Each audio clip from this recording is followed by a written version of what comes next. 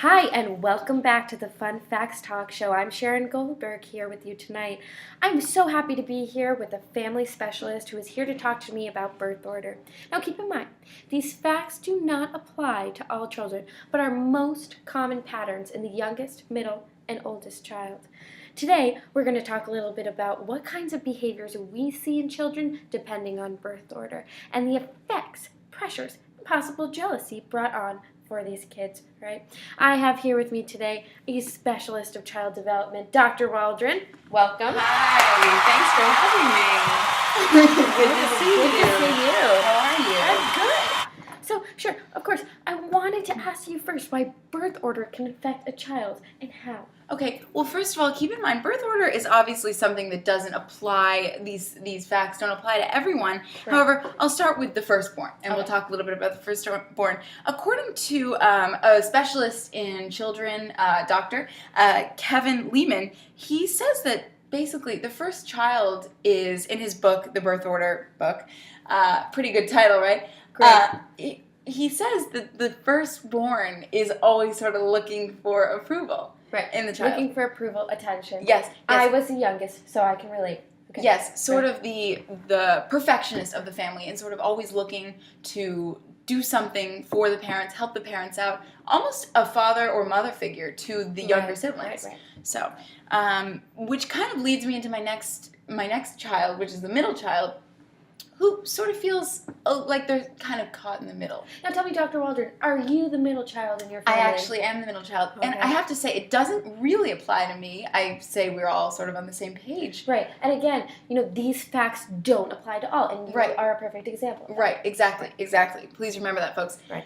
But the middle child is sort of yearning for this attention that they're not really, they don't receive as much from the parents based on what we're hearing here. Linda Blair, she wrote in a UK article pretty recently, says that sort of the middle is very relaxed and they're realistic. Which kind of makes sense, the sense that they're realistic and they have the youngest and they have the oldest and they're just in the middle, right? Relaxed, just kind of living their own life. Yes, exactly. Right. Sort of the odd one out. Okay. So. Now, do you find that in your life you are the odd one out? No, that's the thing. It does not apply to everyone. It's just sort of, I do find, though, that the middle child is also a peacekeeper, according to Linda Blair. She's a specialist in child psychology. A peacekeeper and sort of works out the problems and issues in the family because they are stuck in the middle, as we would say. Right. So, what I found was interesting, though, a Dr. Henry Bernstein, he's an MD. Okay. He works with children. The new baby situation, when a new baby is brought into the world, the middle child tends to get very jealous, sort of seeking attention. Right. And rightfully so. I mean, their world is completely turned upside down. Right.